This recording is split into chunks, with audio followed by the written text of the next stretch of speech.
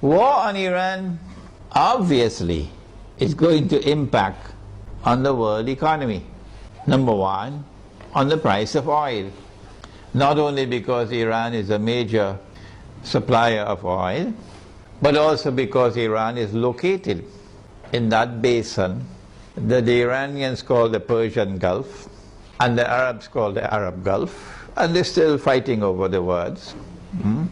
This is the oil basin, and the river Euphrates enters into this basin. And Nabi Muhammad ﷺ told us 1400 years ago that the river Euphrates will uncover a mountain of gold. I suggest that you don't wait for the metal.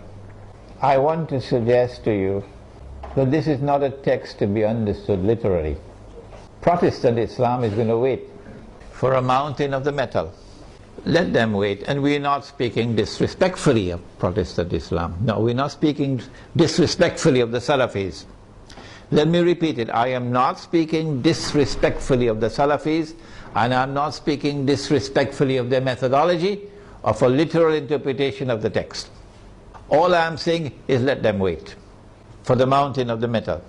We interpret the text differently. And we say that mountain of gold is already here. And it's black gold. And it's oil. And the Prophet prophesied that they're going to fight over it. And in the end, 99 out of every 100 are going to be killed. Conventional wars don't kill 99 out of every 100. Conventional wars do not kill 99% of all combatants. This has to be nuclear war to kill 99% of all combatants. So the Persian Gulf or the Arab Gulf is waiting for nuclear attacks. The price of oil is going to shoot up because Iran can also block the Straits of Hormuz. Yes, in our Iranian territory on this side and Oman on that side. It's not difficult for Iran to block the Straits of Hormuz and disrupt all the passage of oil tankers. So we can anticipate fairly confidently that the price of oil is going to escalate dramatically once the attack takes place. And the American government knows that. And that's why the American government does not want Iran to be attacked. Because the American government knows, and the Federal Reserve knows, and the bankers also know, that the US dollar is going to collapse. It will not survive an Israeli attack on Iran with the price of oil shooting up through the roof. And if the US dollar collapses, of course, they're going to have to demonetize the US dollar. It will no longer be legal tender. They have to have something in place. They probably already have something to replace it. But at a fraction of its previous value, the American economy is going to collapse. Large numbers of white Americans are going to lose their wealth. And many of them are going to be listening to this lecture. There's going to be chaos in the United States when the economy collapses.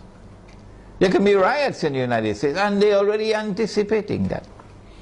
And so an attack on Iran would lead to economic, financial, and monetary consequences that will be disastrous for the US economy. Israel wants to become the new ruling state in the world. And 10 years ago when this book was published, we said the third ruling state is Israel. Israel wants to become the third ruling state. For Israel to become the third ruling state, the United States has to collapse. And so this is going to be the collapse of the economy. Not just the US economy, but more than that. With the dramatic rise in the price of oil, you're going to have a significant rise in the cost of living around the world. Transportation costs are going to escalate. Food prices are going to escalate. Energy prices will rise. And this is also going to affect the prices of manufactured goods. The poor of the world will sink as soon as Israel attacks Iran into greater poverty and in some cases destitution. In Yemen now, they can't afford to buy the cooking gas with which to cook.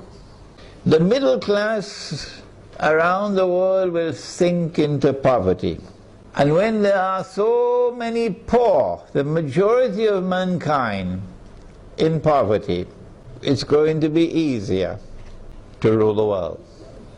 With people who are too poor to organize themselves, to resist oppression and resist slavery. How should we respond to this impending economic collapse, financial and monetary collapse?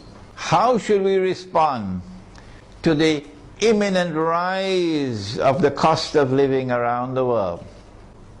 My opinion is to go to that hadith of the Prophet sallallahu ta'ala alayhi wasallam about Akhirul Zaman. He said, if you have land, hold on to your land. You're familiar with that, aren't you? And he said, if you have animals, hold on to your animals. And then a man asks, O Messenger of Allah, what about if we have neither land nor animals? He said, sharpen your sword. Of course, CNN is going to call him a terrorist now. He said, sharpen your sword, because you're going to be dealing with chaos and anarchy and riots. People seek to survive by fighting each other for food. Where can we get land and animals to sustain ourselves in this impending collapse? The answer is certainly not in the cities. If you believe that you can survive in the cities and get land and animals in the cities, you should buy a one-way ticket to the moon. And so Egypt, I'm talking to you tonight.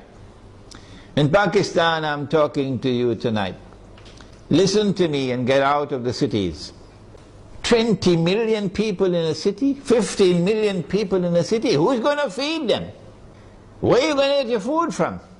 What's going to be the price of that food?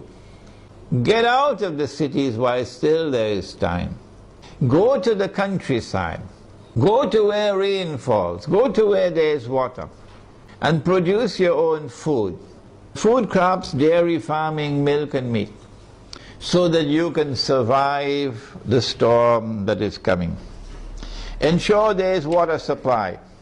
Do not depend on oil for energy.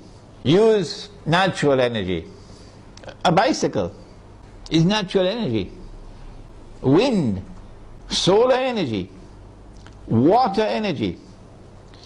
Number 2, live in small communities, because small communities can more easily sustain themselves without having to be dependent on supplies of food from outside the communities.